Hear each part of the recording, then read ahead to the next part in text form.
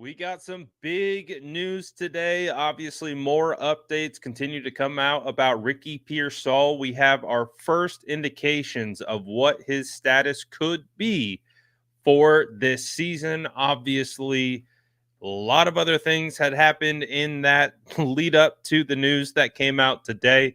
This is actually going to be the first time I'm going live since any of this stuff happened over the weekend. So it'll be a chance for us to all kind of talk about it together, watch where it's kind of gone and where we currently stand. Obviously, Ricky Pearsall at the top of the list of things to discuss, but uh, we also got Brandon Ayuk paid and Trent Williams currently not paid.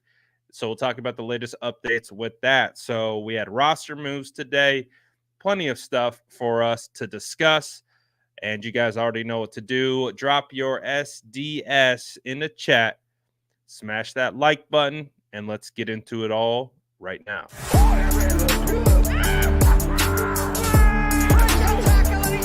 Smash that like button if you haven't already. Love to see it.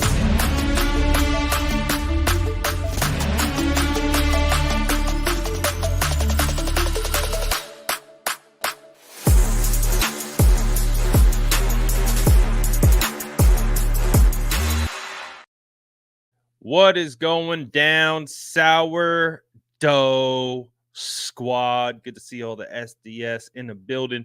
Obviously, this has been a weekend, a week, a year, multiple years.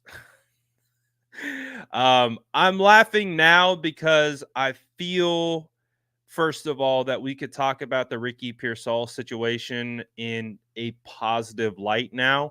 So obviously, as we know, Ricky Pearsall suffered a gunshot wound to the chest while getting robbed in San Francisco.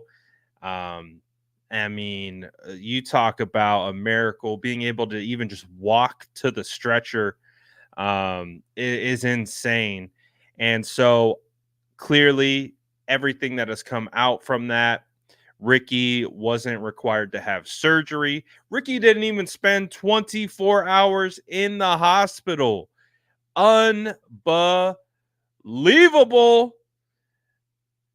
Crazy situation. I will have to say, and again, I feel much better about the situation considering that Ricky's going to be okay.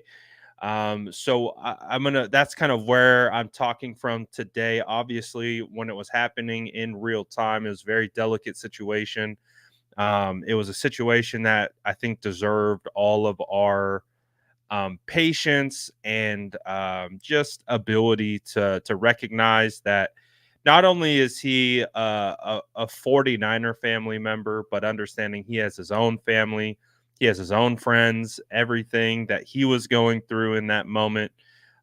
Just being able to recognize and be, um, you know, thoughtful throughout that situation. I thought, majority of 49er fans did a phenomenal job of working through this situation. So again, this is probably the craziest thing that I've ever experienced covering the San Francisco 49ers, which I feel like I've said multiple times this year alone. But here we are.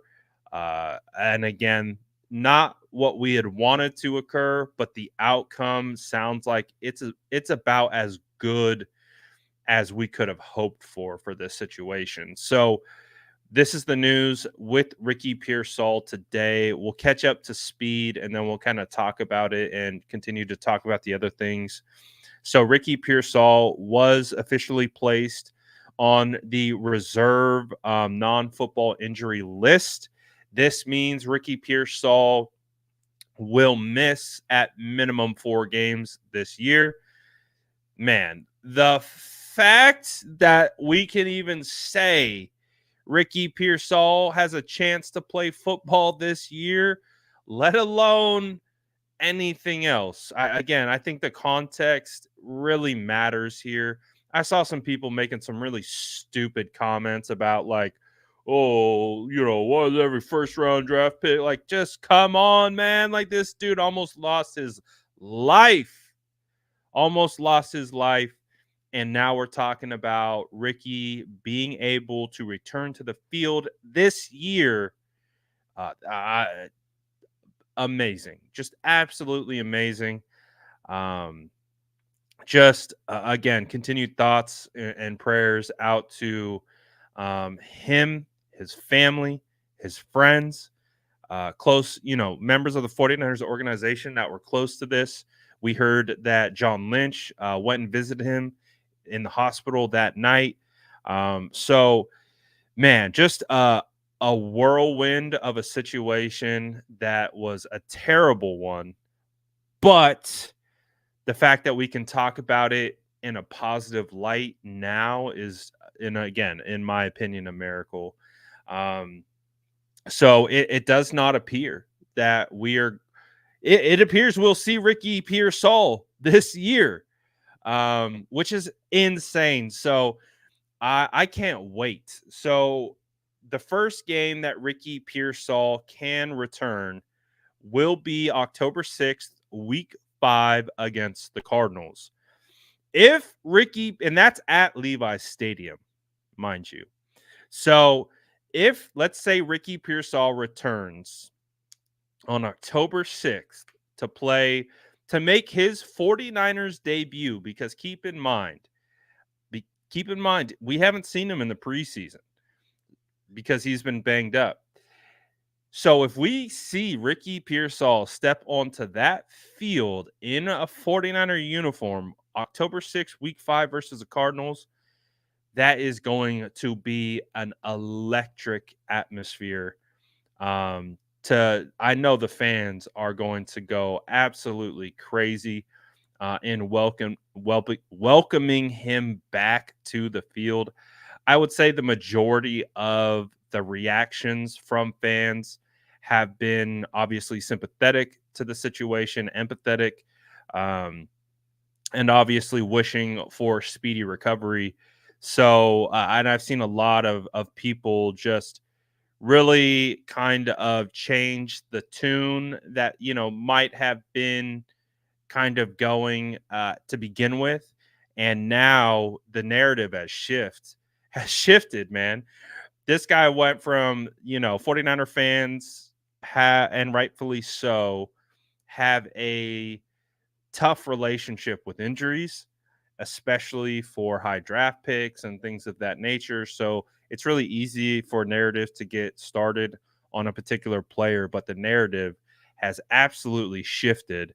When you see Ricky Pearsall, who had suffered a gunshot wound to the chest, walk under his own power into the ambulance, you can never question his toughness again. I just hope we're clear. I just hope we're crystal clear about that. And the fact, if this guy returns this season under these circumstances, what a remarkable story it will be. So,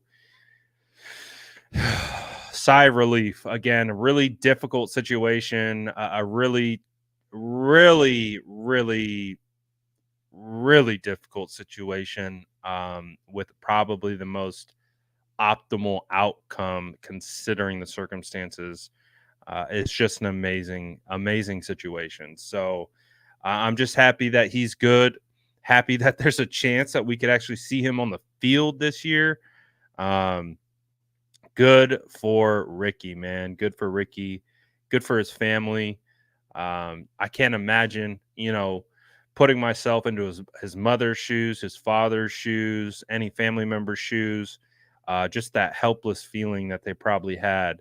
To then understand now that he's going to be okay. Just really, really a positive sign. Okay, but let's get to some of the roster moves that have occurred as a result of Ricky being placed on the non-football injury list. This will transition us, I think, into our conversation about Trent Williams and everything that he's going through. right now. And obviously that is another situation that is developing. But as a result of Ricky Pearsall being placed on the non-injured list for 4 weeks, the 49ers have added offensive tackle Brandon Parker to the active roster. So I'm very interested by this signing because obviously the 49ers, when they cut the initial 53-man roster, obviously Trent Williams isn't accounted for because he's a holdout, did not report. And then you have Colton McKivitz at right tackle, Jalen Moore at left tackle. Those are the only tackles that were currently on the active roster. Obviously, you have players who were tackles in college that are on the roster. Spencer Burford was a tackle in college. Obviously, Dominic Pooney was a tackle in college. So there is maybe a world that exists where they look at either one of those guys as a potential replacement or like a emergency swing tackle, maybe. But as we get closer to the start of the regular season, no Trent Williams in sight. 49ers add offensive tackle Brandon Parker to the active. I'm actually surprised that they went for Brandon Parker over Chris Hubbard. I thought Chris Hubbard had looked better throughout training camp and preseason and what have you. But maybe, I don't know. I assumed Hubbard would have been the choice over this one. But Brandon Parker finds his way onto the active roster with no Trent Williams extension in sight. We also had another kind of back end roster move today. The 49ers have re-signed defensive end Sam Mokiwanu to the practice squad, and they released offensive lineman Sebastian Gutierrez in a corresponding move. So let's talk about Trent Williams a little bit. Obviously, the reports came out over the weekend that there's a serious nature to this holdout that I think hasn't been represented in the media like that before. Now, I remember we had this conversation about a Josina Anderson tweet that she put out and about how basically what she was saying was she was indicating that, guys, this thing isn't going as expected or isn't going to the level that we had maybe anticipated.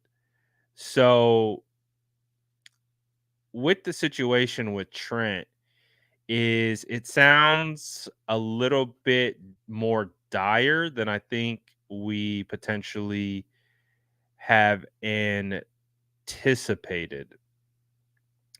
I'm trying to find that particular note from Josina because I do feel like the way she worded it was a strong indication that things weren't going all that well with Trent Williams. So I think as this thing continues to progress, I think we also understand um, that with Trent Williams' continued holdout, and as the narrative and the tune kind of changes around him, there is a potential chance that he could miss week 1. So,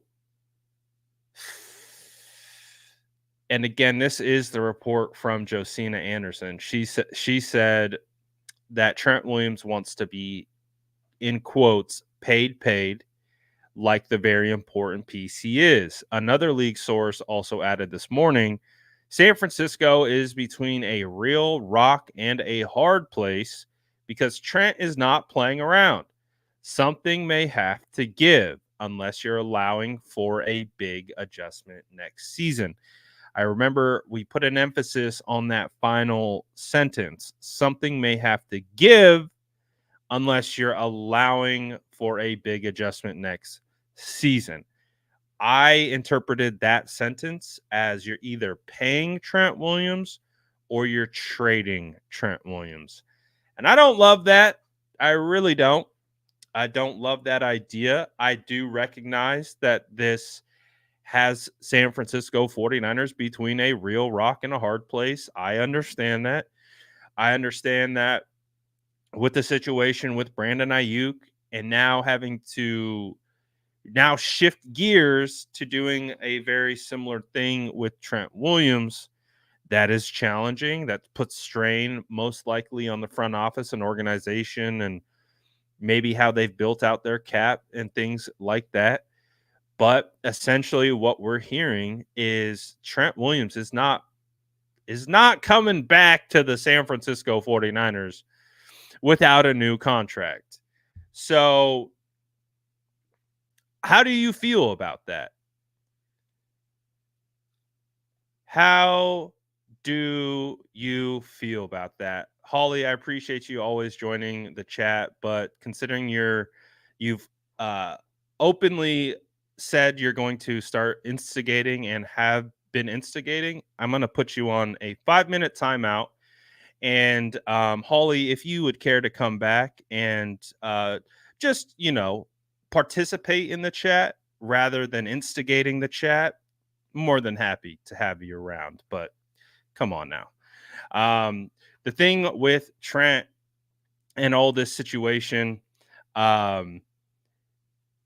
like going into this thing, like I just really think that we're not going to see Trent Williams in the San Francisco 49ers without a new contract. So, what do you do in that situation? We don't know what the ask is, right? We this is how we are projecting what Trent Williams is asking for. We're assuming, I think we're all pretty crystal clear that because even though Trent Williams has 3 years left on his deal, he has no guaranteed money. This was the same situation that played out with Christian McCaffrey. Obviously, 2 different players, 2 different contracts, but similar situations where there was no guaranteed money on the contracts coming up. One of the things that we've heard about with Deebo Samuel and why this could be the last year of Deebo Samuel is because next year there are no more guarantees on his contract, which means this is a money year for Deebo Samuel. When I say money year, this is a contract year because just like CMC wouldn't play without guaranteed money, Trent Williams won't play without guaranteed money. Deebo Samuel won't play without guaranteed money. So again, to contextualize what we're up against and what we're seeing, I've seen a lot of people talk about, well, he's under contract for multiple years. Uphold your contract. Do this, do that. And we understand, at least I've learned a lot about contracts, even this year. And just really understanding the intricacies and what these little levers and triggers do, and dummy years and fake years and all of these things, how they adjust the cap, front load versus back loaded. I've learned a lot about contracts this year. So with this situation with Trent and having no guaranteed money left on his deal, that's a big thing. That's a big thing. And it's basically kind of quantified as like, yeah, we don't play without guaranteed money on our contract, because if I get hurt, that could void the contract, void the money I was supposed to be making. And these players don't want that, obviously, because they are putting themselves in a position to go out there and put their bodies on the line. And they understand that getting hurt is a part of the business. So they want to be able to be protected from getting hurt, hence getting the guaranteed money. So again, it's just the way it works, man. You don't have guaranteed money on the contract. There's a likelihood that these players aren't going to want to play. I'll even give you another example. Do you remember when Raheem Mostert and his agent requested a trade from the San Francisco 49ers? It was over having no guaranteed money on his deal. All he really wanted, or all that actually happened and what he wanted, was to take the base salary and convert it to being a guaranteed contract. And he was making like 2 or 3. It was something ridiculously low because Raheem Mostert signed on as a special team player and turned out to be RB1 for the 49ers. So even Raheem Mostert requested a trade over not having guaranteed money left on his deal. The whole point of what I'm trying to say is to just try to allow people to understand what's at play. Is that when you don't have guaranteed money on your contract, these players really do not like to play on those deals. And so do teams. They understand that concept, which is why Christian McCaffrey got paid, which is why Trent Williams will get paid. We just don't know if it's from the 49ers or someone else. We're assuming it's going to be through the 49ers. But again, if that means something has to give, unless you're allowing for a big adjustment next season, end quote from a source on this situation with Trent Williams. So as we get through that, that's where we're at. He needs the guaranteed money. And I also believe that he wants to be positioned as the highest paid tackle in the NFL. We talk about Trent Williams as the best tackle in the NFL. We talk about everyone else talking about Trent being the best left tackle in the NFL. Everyone knows this. So typically the players like their contracts to match the market. Same conversations we had with Brandon Ayuk. Right now, Trent Williams' contract is under market rate, under market value, based on who he is and being Trent. So, 2 things: guaranteed money, market value. That's what Trent wants. And I think we have to decide if that's what the 49ers are actually going to do. 49ers just signed linebacker Deshaun White to the practice squad. I've never heard of him, but welcome Deshaun White to the 49ers practice squad. That move just announced from Aaron Wilson just now. But back to Trent. So someone said this question is, you think Trent requests a trade? I think we're in a similar situation as someone said Shaun White, the snowboarder. Fellow ginger Shaun White.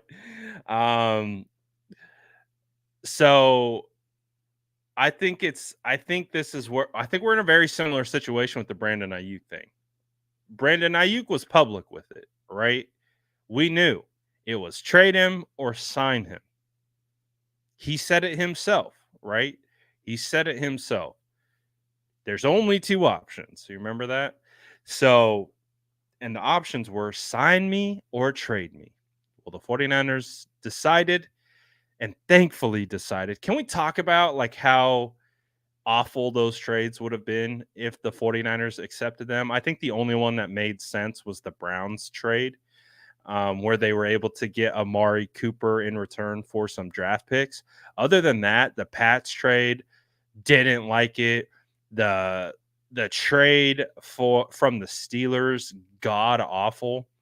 And to then flip those picks for Cortland Sutton, that would have been one of the biggest L's, I think, that we would have taken in a long time. So I have to give a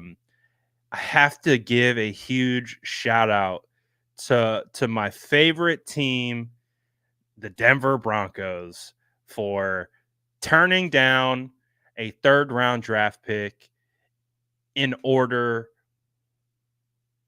in exchange for Cortland Sutton, because apparently the word on the streets is if the Denver Broncos accepted that deal, Brandon Ayuk would be a Pittsburgh Steeler for a second and a third round draft pick. Gross. So gross. I'm so much happier with the outcome of keeping Brandon Ayuk than doing that. That would have been a monumental step backwards from a um, talent perspective on the field. Obviously, I'm assuming that move would have likely been made with financial ramifications more in the forefront necessarily than making a move to make your roster better. But oh god, I'm so glad the Broncos said, nah, we're gonna ride with Cortland Sutton. And thank goodness. Thank goodness. Sometimes the best deals are the deals that never happen. And I think for the 49ers' sake, not trading Brandon Ayuk is going to turn out to be a good thing. So the point being of that tangent is, do I think Trent requests a trade? I think it's the same thing. I think it's the same thing that kind of BA was up against. It's pay me or trade me. That's it. You pay me my worth. All right, we go forward. I play for a couple more years, or you trade me. And again, this is where it becomes concerning, especially if you are, let's say, the San Francisco 49ers are making calls. I think if there's anything that I've learned about this front office is they're going to make calls on their players. They're going to make calls. Hey, what would you guys give us for Nick Bosa? Hey, what would you guys give us for George Kittle? What would you guys give us for DeForest Buckner? What would you guys give us for Deebo Samuel? What would you give us for Brandon Ayuk? What would you give us for Trent Williams? I think that's happening. I think those conversations are being had. And I don't fault, I want to be clear, I don't fault the front office for that thought process. I think that's, due diligence. I think, trying to set the value of market based on how other teams perceive him. What do other teams willing to pay for Trent Williams? What would they trade for Trent Williams? Right? Like, so I don't necessarily find that to be a bad thing. I'm sure a lot of fans struggle with, like, wait, they would never trade George Kittle. They would never trade Christian McCaffrey. Rabble. They would trade anyone, I think, at this point. They would never trade Nick Bosa. Nick Bosa was like, yeah, I was terrified I was going to get traded. So I really, really don't think when they say anyone's available, I think they mean it. I believe them. When Kyle Shanahan says, hey, John, if John ever gets a good trade for me, he better consider it.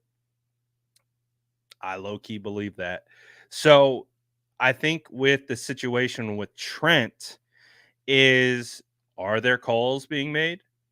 Are there those preliminary, like, hey, if we trade Trent, what would you give us? You know what I'm saying? I would not be shocked at all to hear that's actually happening. Doesn't mean they're going to trade him. Again, I think the contextual reference there is trying to obtain proper value, market value for a player, and then they make their decisions with all the information possible. So I would be very upset if the 49ers traded Trent Williams, I mean, that's a Trent Williams jersey right there. I bought that jersey in 2021 before the season started because Trent Williams the GOAT. And I had to have it because I love Trent Williams. If I were going to talk about, my personal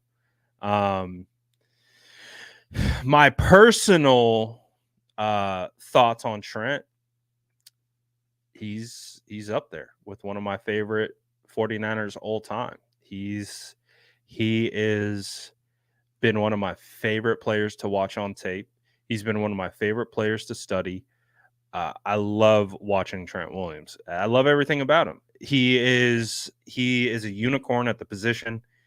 There's really no one else like him, and he's the best, man. But I also can rationalize the 49ers being like, all right, this guy's 36. We have a lot of people to be paid, a lot of people already paid. They got to weigh out their options. So, what do those options entail? I have no idea. But the way that I'm quantifying the Trent Williams situation is they are probably looking at all options. Doesn't mean they're going to trade him. And it doesn't mean that he's necessarily requested a trade. I think it comes with the territory. I think calls might be made. But that would be brutal to lose Trent. So let's talk about Trent Williams let's talk about timeline updates. Right? Let's talk about when we think Trent needs to be signed in order to play week 1. So I'll pose it up to you first.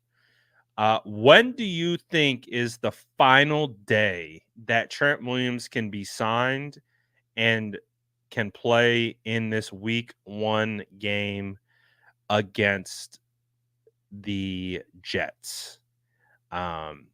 Curious to know your guys' thoughts on this. Does it have to be tomorrow? Does it have to be Wednesday? I believe the 49ers get a bonus practice on Tuesday. I think their practice schedule has shifted back because of the Monday night. So I think their first real practice is on Thursday. I think it's a Thursday, Friday, Saturday practice schedule, if I'm not mistaken. Sunday, the day off, and then game on Monday. So looking at some of the comments, I see Saturday at the latest, this Friday at the latest, Wednesday at the latest, another Wednesday, Friday, tomorrow, now, yesterday, last week, Wednesday, Debbie says before walkthrough, at least. Rita says Saturday, Wednesday. Don't worry. I'm going to get there. I got to fit you in. So the way that I'm reading this is I'll give you 2 dates. Ideally, Trent Williams is ready to go by Thursday. Ideally, you're like, nah, I don't want, because that would give Trent a full week of practice. It would give him the opportunity to learn any potential new wrinkles that they have, anything that they're working on, kind of get back into the rhythm and the cycle of it all. So I would say ideally he'd be signed on Wednesday. Like I can go today and Tuesday and be fine. I don't think much changes. So if you get him signed by Tuesday, that would be ideal. Um, but I do believe that if you get uh, Trent Williams signed by Saturday, he'll play. I know I wouldn't say that's ideal, but I would say, and if we're getting real against the wall, obviously you can say Sunday. I would be shocked to see Trent sign and play on the same day. So that's kind of the timeline that I'm looking at with Trent. Ideally, signed Wednesday, at practice on Thursday. Worst case scenario, I'm going to say Saturday. Now, Sunday is like your emergency worst case scenario. But for me, I'm like, I still would rather the deadline be Saturday, opposed to getting it done on a Sunday before a Monday night football game. So I don't know. I don't know if I'm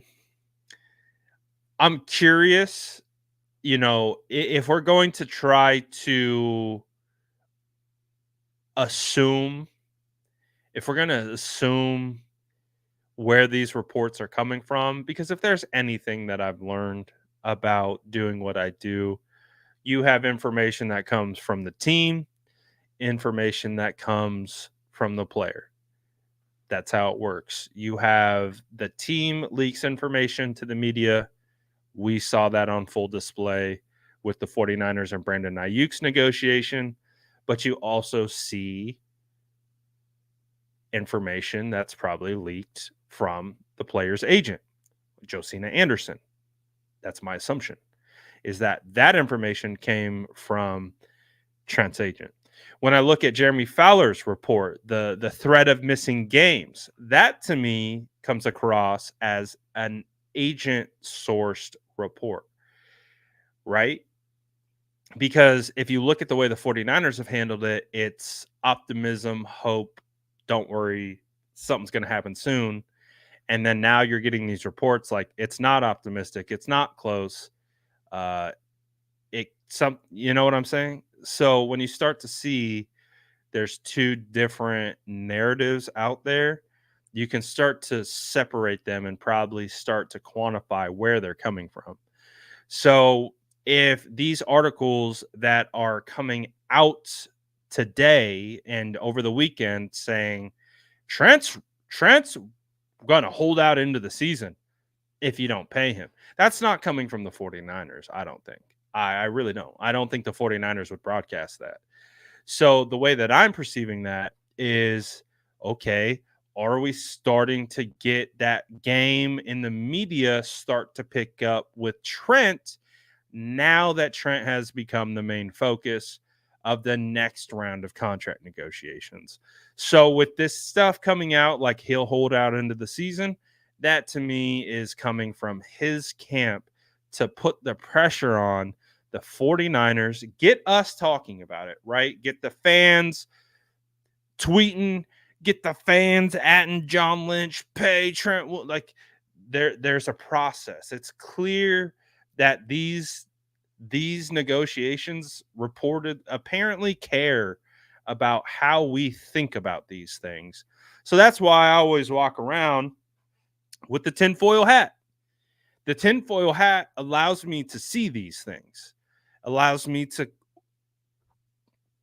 to be able to weave through like oh, hey, I see what the agenda is here. So where I'm seeing this is based on the perception through the media. I don't feel great about this situation. I don't love that we're getting the threat of Trent missing games because, in my opinion, that to me is coming from Trent's camp. And if that's coming from Trent's camp, that means Trent's not happy with how this is going based on this being something that's been a behind clearly we're going to negotiate behind closed doors. When that kind of breaks open and this stuff starts playing out in the media, that's when you're like, okay, there's pressure that's being applied. So why is that pressure being applied? Is it being applied because 49ers aren't meeting Trent where he needs to be? Is it being applied because Trent isn't being uh you know reciprocative? I don't know. I don't even know. There was a word that I'm trying to use, but it left my brain immediately when I tried to pull for it. The joys of having ADHD, but I think you get my point. So, with the situation as it continues to play out, I don't love where it's currently at, based on the way it's being communicated through the media. And like they say, where there's smoke, there's fire. So, I do think that is a real outcome. If there's any player to hold out, it's Trent. And I respect it. You know, I think it's a challenge for these players to hold out and go through this stuff publicly. So I think when you see players like Trent go through this, yeah, they definitely mean it. They definitely mean it. Who drank my beer? Appreciate the super chat. Finally got to you. Says, have faith, guys. Trent will be there. Great show. GG, buy yourself a beer with the cash. Bless up. Thank you to who drank my beer. I could use a cold one or two on this Labor Day. Hopefully, you guys are all chilling. Have the day off. If you don't, hopefully helping you get through your day. But yeah, the thing with Trent is, yeah, I think the tone has been set. Trent Williams is not stepping on the field without a contract. So how do the 49ers react to that? What's the move? Pay him as the top tackle in the NFL by tacking on more guaranteed money, by upping the value so that it comes across that way? Or do you trade him? Or do you just let him sit? Which, again, is a challenge to me, because I feel like this is one of the negotiations that you kind of want to handle uh, a little bit more delicately, especially like considering where things just went down with or how things went down with Brandon Ayuk. I've talked about this before with Trent. Like he's a different animal, literally, than uh BA. And that's no shot at BA. I think BA, I've stated it a million times on this channel. I think BA is a very, very important player. But the thing is with Trent, you're dealing with legitimately a different animal. You're dealing with the alpha. We're dealing with the alpha. This is the alpha of the 49ers locker room. This is the guy, the silverback, Trent Williams, the leader of all leaders, the alpha dragon of all dragons. You're dealing with a different animal. You thought Brandon Ayuk was a challenge? Try negotiating with the alpha. You think this guy's gonna back down? Hell no. Absolutely not. So that's the challenge, right? That's the challenge for the San Francisco front office. I don't uh I I I I understand that this is probably a difficult spot for the 49ers front office. I don't envy the position that they're in. I would not want to be in it personally. But unfortunately for them, they're dealing with a guy that is the ultimate leader, is the ultimate player, is the ultimate guy's guy in that locker room. And he is going to do what he says he's going to do. If that means holding out and forcing the 49ers to see what life will be like without Trent Williams, he will do that because he's the alpha. He's not going to bend the knee. I really don't think he will. I think all the reports that we've seen indicate that. And all those reports appear to be coming from his camp. So it's a challenge, man. Yeah, I don't think this. I think we've slid this one under the rug because it was less in front of our face for the entire summer. But I think this one is actually harder than the Brandon Ayuk situation. I think the 49ers, and this is just my opinion, I don't think they handled the Brandon Ayuk situation well at all. I think it cost them money. It will cost them future players, most likely, because of the lack of urgency to actually get a deal done, not negotiate or enter negotiations. The urgency to actually get the deal done is going to cost them. And that's what I don't if we're looking back, like we're excited that Brandon Ayuk got paid and he stayed. I'm very excited about that. I'm very excited that the 49ers paid him and good on them for not trading him. But you also have to be able to look at it objectively and understand that them waiting costs them. Them waiting for the market to explode will cost them a future player or two or three down the line. It will cost them in the sense of like the way that the overall value was calculated in the end opposed to what it could have been, right? That's what we're talking about. I do agree the deal was constructed really well. The way it was, the cap hits backloaded on the final 2 years. The first 3 years are extremely manageable. You get a front loaded, the majority of the guarantees are paid up front. We're not talking about the structure of the deal. The structure of the deal is I think it's a quality deal.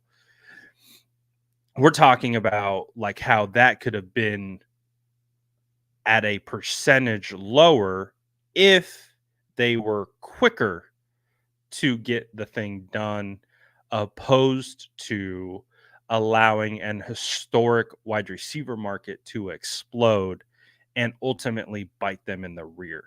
So that's my read on the situation. I could be right. I could be wrong. That's just how I've viewed it on the outside looking in. And, it is what it is. It's water under the bridge now. But again, I wonder if that plays any role into this at all. I doubt it. Maybe not. But the thing with I agree. I think the 49ers are in a tough spot. They know they need Trent Williams. I think the 40 it's tough, man. I want to ask you this question. I'm going to turn it over to the chat. I'm going to get you guys involved on this one. So I want you to answer. This is how I want you to answer. So your answer is going to be either Trent or 49ers. Those are your two options for how to answer. This is the question. Who is more important? Trent Williams to the 49ers or 49ers to Trent Williams? Who is more important to each other? Does that question make sense? Essentially, what I'm posing is who is most important to the other? Do the 49ers need Trent Williams more than Trent Williams needs the 49ers? Or is it vice versa? Who needs who more? And do the 49ers need Trent more, or does Trent need the 49ers more?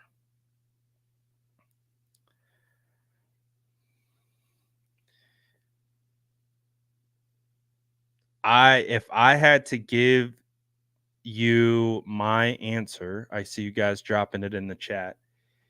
To me, Trent Williams is more important to the 49ers than the 49ers are to Trent. In the grand scheme of, Trent can just go play on another team, right? He can get traded and he can go play on another team. He can find another job. Whereas if the 49ers facilitate that, okay, well, you just lost the number one tackle in the league, the alpha of your locker room, and he's now out the door. That to me tells me the 49ers need Trent more than Trent needs the 49ers. And that's where the deal, the conversation about whatever they're talking about, I think puts the 49ers in a hard place because they need Trent. They need Trent.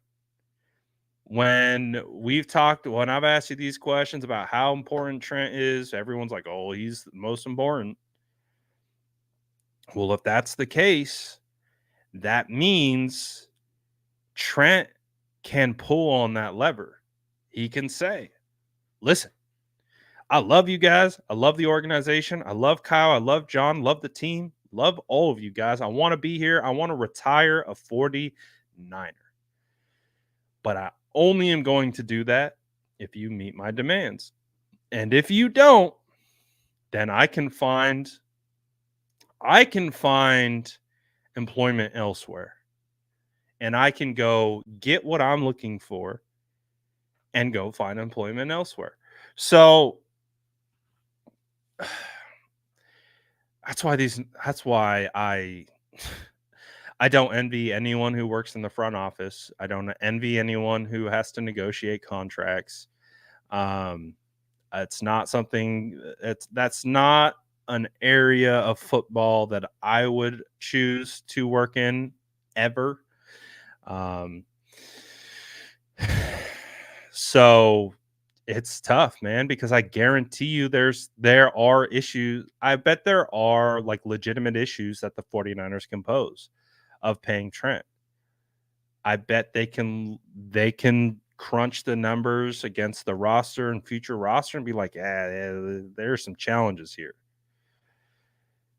But at the end of the day, even though those challenges might be real with the amount and what's being paid, so are the challenges of not having Trent play. So, like I said, I see it. I see it from both sides here. I see I see it from both angles. 49ers, probably their hesitancy, some of the things that they're up against, some of the challenges they're up against in balancing the books. Whereas Trent's like, I think the players have I think the players have to take a stance that your problems aren't my problems. You know what I mean? Like, this is such a cutthroat league. They can cut players at any given time. They can ask players to take pay cuts. They can trade you. They can do all these things. So I think that creates an environment where players are like, sympathize with your problems, but unfortunately, your problems are not my problems. My problems are me getting paid what I deserve, and unfortunately, I can't I can't control what the other things you guys are doing. I can only control myself. I can only control my value and my worth, and that's what I'm going to do. So I can't fault Trent either. I know a lot of people are like, "Oh, Trent's being greedy. All these divas." A lot of it's like it's like I know everyone thinks NFL football is all rah rah team, and of course it is on the field. On the field, it is 100%. But in that negotiation room, you might as well be enemies. With everything that I've heard about how contract negotiations go down, and again, you've seen it, you saw it play out. They're damn near enemies until that actual signature hits the dotted line, and then the first direct deposit hits, and then we're back to being good again, right? You know, Debo requesting a trade, all that stuff. Like it's a challenge, man. It's a challenge. So I don't. I'm just glad that's not anything I have to deal with. Um, it's definitely a hard spot to be in, um, for either side, to be honest. Um, but it's a name of the game. And again, it all comes back to the theory: don't hate the player, hate the game. I can't hate the player. I can't hate the player, right? I can hate the game. I can hate the song and dance. I can hate the narratives. I can hate those things.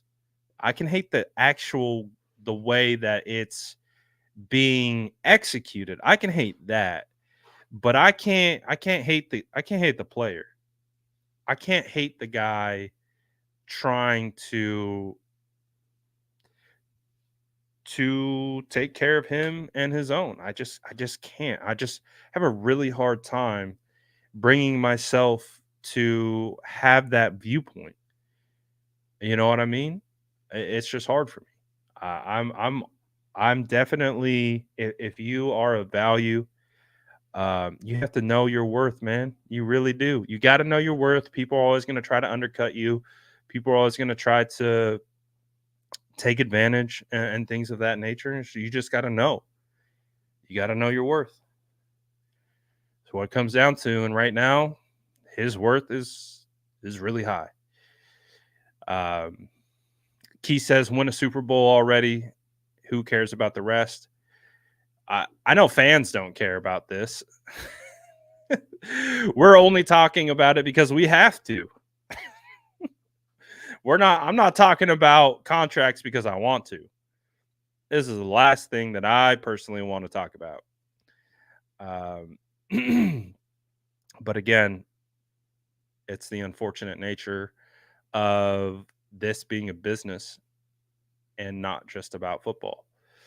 It's not it's a game. Absolutely it's a game, but it is a business first. And I think the sooner as a fan you understand that, then that changes your perception. It changes your reality of how you view these things. Because if you're looking at it from that perspective and understanding business is business, um, that's what we're dealing with. We're dealing. Off season is typically for the business, but unfortunately, this particular off season has kind of steamrolled a little bit too far. I kind of like what Luke says. Luke says, "Who cares about the rest?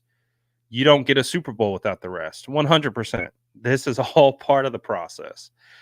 Again, the process might suck sometimes, but it all goes into it. It all goes into it. Um, so let's pull the chat one more time. What is the current? What is your, as we sit here on September 2nd? It's 3:20 p.m. Pacific Standard Time. What is your percentage chance that Trent Williams does not play versus the Jets? So 100% is he's playing. So to give you an idea of the scale, 100% I believe he's going to play. 0% means I really don't think he's going to play. Obviously 50%, oh, I don't know, it could go either way. And then of course you can lean towards one direction. I'm just curious of what your guys' percentage is that he will play, with 100 being he will play. Oh, this is a first. We got a negative 100 in the chat. So 0%. So basically he's not playing, and then with a 99% he will play. 95% chance he will play. 60%, so a little bit above 50-50 obviously. 70, 50, 65, 50% at this point. Oh, he switched it up to 5%. 0% doesn't play. That's a big range, Peter. He said 75 to 25%. Ooh, Luke, okay. A little bit more cautious on Trent Williams playing. 69, 50, 50, 50%. Oh, okay. I like this confidence. 100%. I think he gets signed tomorrow. I like your confidence. 65% he will play. 75% he plays. 71, 20, 75, 75, 90%. 50, 50, 69. All right, so we got a wide range. There's a 10% that he plays, 75% that he plays. What are the chances of a soft tissue injury? I mean, that's really kind of been my biggest concern. That's the only thing I've really kind of been at. 5, just 5. Christina says 50%. 70%, 90% signs a new contract and he plays. Is there a hell yes he'll play percentage? I think you hit that on the head. Okay, I like this one. 71% Trent jersey number. Okay. I can dig that. All right. If I had to give you my honest take, I'm 50-50. I'm 50-50. Because I think he's serious. I think he's serious. Again, when the alpha talks, I listen. Huh? What'd he say? He said missing games? He's serious about it? Okay. I believe him. I think Trent 100% not only will miss one game, I think he would sit out for a month if that's what it took. It's not that I don't want that. I definitely do not want that. So as we sit today, Monday, and this will change. The reason why I threw out percentage chance is because I do believe these will change as the days go on. So as it currently stands, I'm at 50%, meaning it could go either way. He either signs in the next couple days and plays, or he doesn't sign and doesn't play. So tough, man. Tough situation to be in with, again, your best player. Um, and again, I think for me personally, as the days go on, my percentage chance goes lower. So 50-50, pretty, still pretty optimistic. There's still room for optimism there, but I think each day you're knocking down like 10%. So like let's say we get to tomorrow, end of day tomorrow, no deal, 40% holds out. We get to Wednesday, no deal. Oh, that knocks us down another 10%. We're down to 30. He's not there for the first day of practices on Thursday. That's another 10%. And so I think just the closer and closer we get to the weekend is really kind of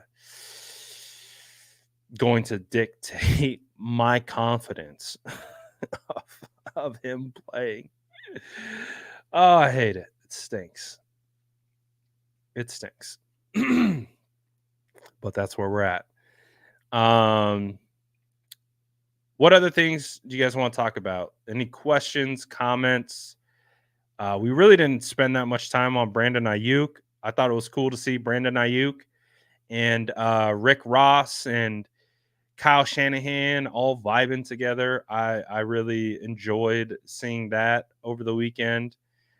I'm sure you guys have saw it, but looking at what I think like the most about this situation is just this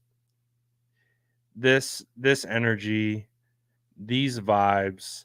I don't know. Both kind of same pose, both kind of leaning like man, I think BA and coach are a little bit more similar than those two want to give credit to. And I think you saw uh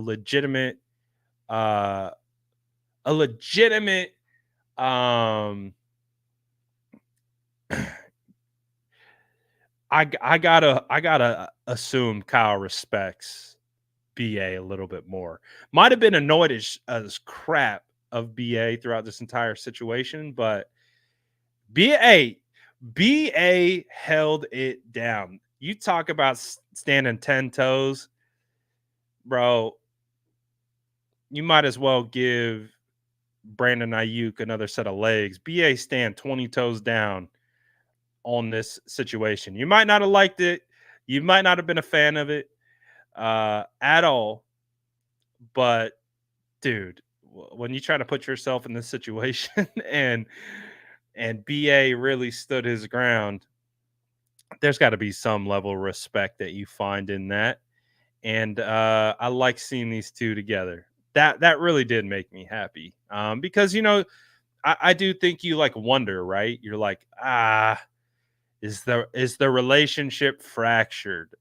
Are these guys going to be able to is Brandon Ayuk back in the doghouse? I joked about it. I said Kyle's and Brandon Ayuk's doghouse.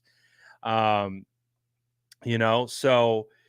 we definitely had conversations about a potential fracture. Like, what does that look like? Are they going to be able to overcome this situation? Yada yada yada. And this picture gave me life. It was like, yeah, we're gonna be all right. We're gonna be cool. I'm not worried about it. I think we're gonna be just fine. So I'm glad that it's over. He said Brad is in BA's doghouse. That's funny. But yeah, it's cool to see some of the stuff from it. BA, Debo, Ricky Rose. It's good to see, man. Kyle. Kyle with the cane. I'm not gonna lie. All Kyle really needed to complete the fit is a mustache. That's it. That's all Kyle needed. That's all Kyle needed was the stash to come back.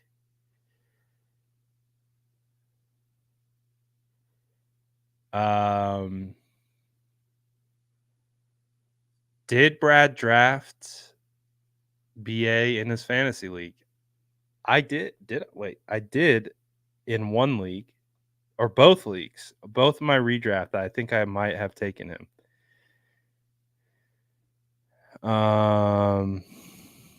I owned so much Brandon Ayuk in fantasy.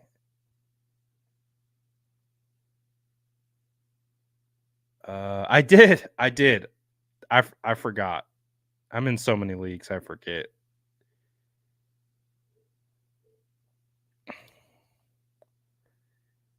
Um Yeah, no, I drafted him in both my redraft leagues. I got him as my wide receiver 3 in both leagues. I felt that value was fantastic, so I got BA as my wide receiver 3. Um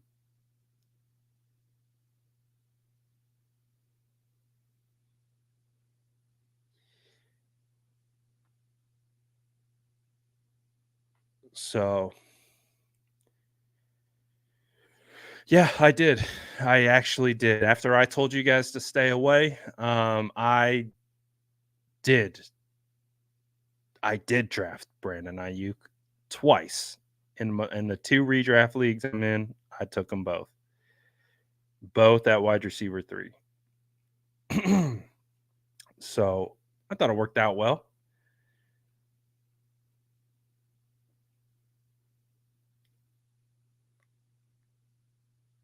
Like, let's see.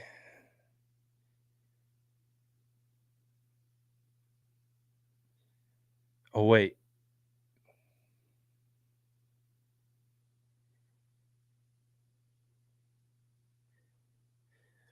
So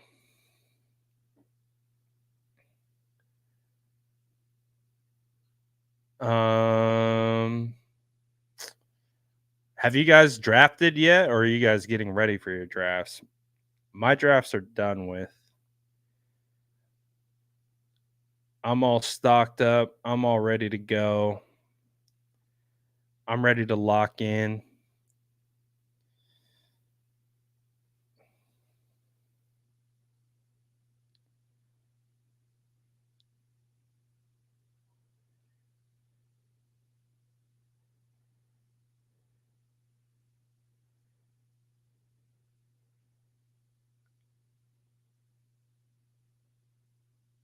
So good stuff.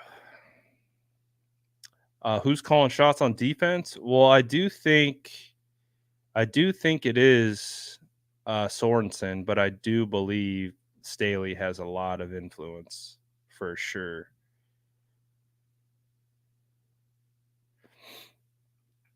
Shanny is one step away from a man bun. Come on through, join the gang. Join the man bun gang. Join the squad. Come on through. Hey, a lot of people are hating on my man bun in some of the videos when I was out on the water making uh my Ricky Pearsall updates. Come on, man. I I was rocking a man bun originally before I think it was even called a man bun. Before it like became a thing. Um I had a lot of Polynesian teammates a lot of long hair. I started growing my hair out because I hung out with them too much, and so I don't like associate man bun like the way I think other people associate man bun. Um, to me, I almost look at a man bun as almost being like Polynesian. You think of Talanoa Hufanga, how he wears his hair up, like that's that's how I think of uh man bun. So that's always been my perception of it. I obviously know it became trendy and a lot of people, made it popular and all that kind of stuff, even made it bougie or whatever. Uh, but yeah, no, for me, I associate man bun with Polynesians. And so at least I can say I had the bun, like I this is my second iteration of growing my hair out, so I can say this is the I at least can say I had the man bun before it was super douchey to have a man bun. Not that I think it is douchey to have a man bun, but people made it douchey to have a man bun. I think you get what I'm saying. I think you feel me. He says I'm jealous. I'm bald. Shout out to all my follically challenged brothers out there. I know it's rough, man. I got my hairline's walking back a little bit. I'm just like, oh gosh, man. So I feel y'all on that.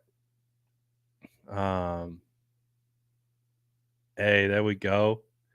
There we go.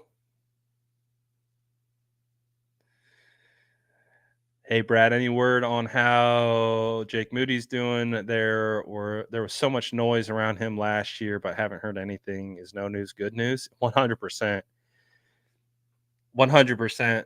The fact that we haven't heard, like, I think everyone's kind of over the initial um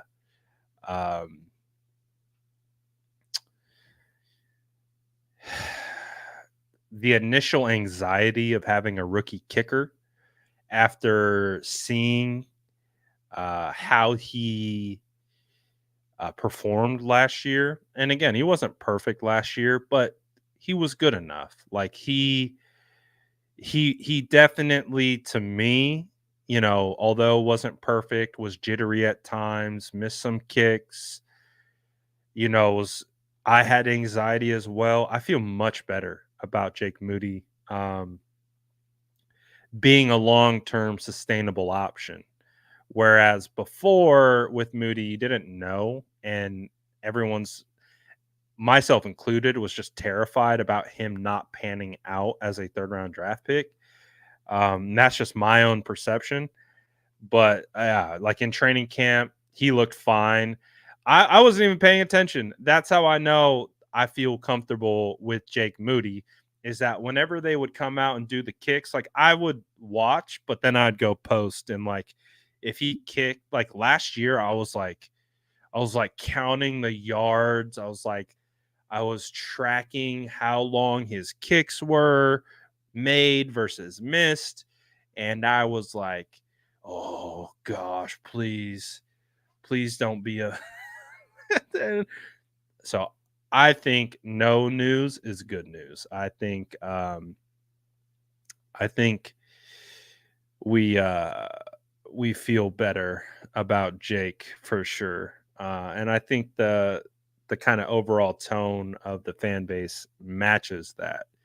So yeah, I think we're in a much better spot than I think previously um last year. I just think there's a lot of anxiety, right? Because people had just gotten so used to Robbie Gould and how automatic he was in the playoffs, and sometimes new things can create anxiety. So I really think that that's more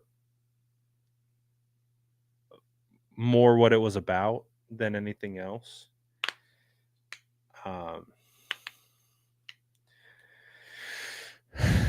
So yeah. And I'm hoping too with Moody, with a new season comes more confidence and just just evolutions. He's going to get better with more time, just like all young players do. So that's my current expectation for it.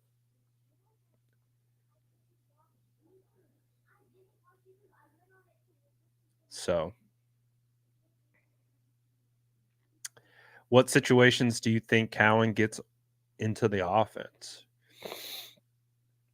Cowing would be perfect for third and long, in my opinion. Um, third and third and 7 plus, third and 6 plus. Obviously, 49ers run a lot of, you know, they've been running less, but they're going to want Kyle Juszczyk on the field. They're going to want Kittle on the field. So, that's going to take away opportunities for having 3 wide receivers on the field, sometimes 4, and obviously we know who the top 3 are. The top 3 are going to be Ayuk, Debo, and Jennings, but, I think in any type of situation that you get a third and long, Cowing feels like a great guy to potentially put on the field. One, because he can get to where he needs to get to pretty quickly, and he's savvy and he can make plays. And if you get him on the field with your Debos and your Kittles and your Ayuks and CMC, the defense isn't going to be paying attention to Cowing.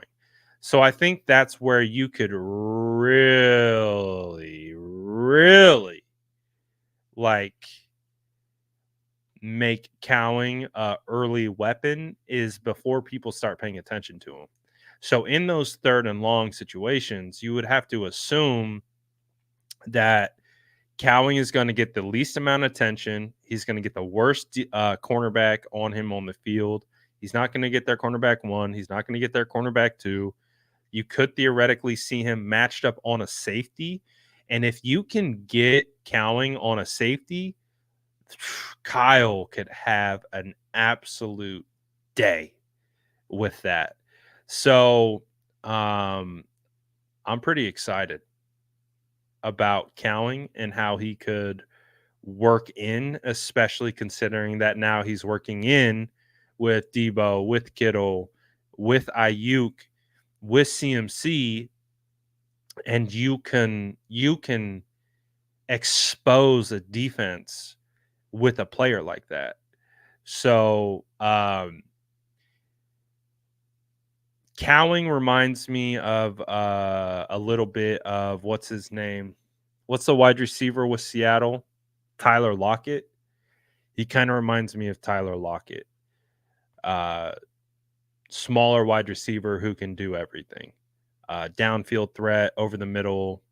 Could be a possession receiver, could be a downfield threat. Um, I kind of like the Tyler Lockett. Tank Dell's a comp based on stature, but I think Tank Dell is a little bit more sudden. Tank is really sudden with his movements. Like his routes are like he is very I think Tank Dell's a better route runner in regards to his start stop and suddenness, which I think is at a really high level. It's one of the reasons why Tank Dell, I was a huge fan of Tank Dell coming out of Houston in the draft. Um, and I would have loved to see the 49ers target him, but I thought he was for real. Tank Dell was a guy whose size did not scare me at the NFL level. So, I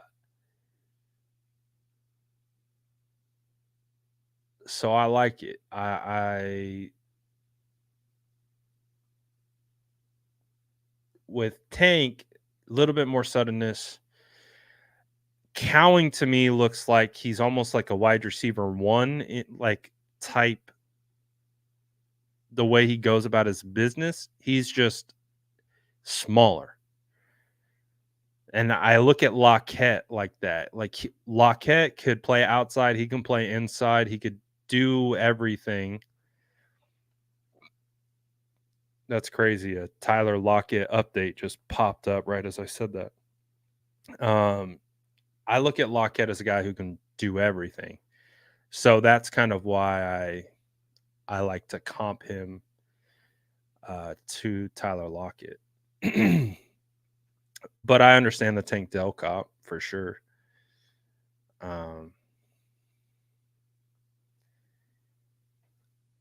For sure. All right. I think that was a good live. We talked about pretty much everything that's kind of been newsworthy. Shout out to Daniel for being a member for 3 months. We talked about everything like newsworthy. Obviously, a lot of stuff has gone down over the last couple weeks, specifically the last week. So kind of has our head spinning a little bit. It's kind of wild to like look up and be like, wow, we play football this week. We play football this week, guys. Can ya believe it? There's an actual football game that's gonna happen. Unbelievable. Get your cookies ready. Make sure you grab them. A little bit longer show than normal. But appreciate everyone. Appreciate everyone rocking with the channel. Obviously, a whirlwind of a week that we just went through. Definitely one for the books. I'm glad that we got to experience all of that together. Because I think when we all look back at this, I think it'll still be crazy a couple years later on down the road. So appreciate all you guys. Smash that like button on your way out. Sub to the channel if you haven't already. You already know we're going to be picking up content as it's game week. Wild. Appreciate everyone. I'm out for now. Peace.